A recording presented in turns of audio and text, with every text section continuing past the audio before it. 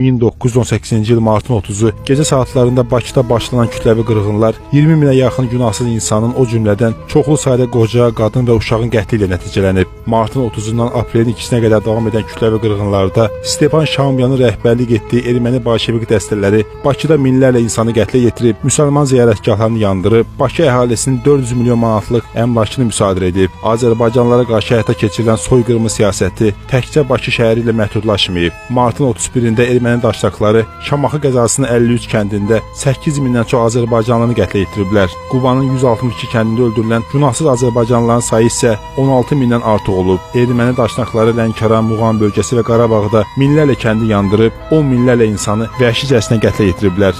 İkinci Azərbaycanlıların qırğınında Bakı Sovetinin 6000 silahlı əsgəri, eyni zamanda Daşnaq Sütun Partiyasının 4000-lik silahlı dəstəsi iştirak edib. 31 mart soyqırımı faciəsinin araşdırılması və həqiqətlərin dünyaya yayılması işi ümumilli lider Heydər Əliyevin təşəbbüsü ilə başlanılıb. 1998-ci il martın 26-sında Ulu Öndər Heydər Əliyev Azərbaycanlıların soyqırımı haqqında fərman imzalayıb.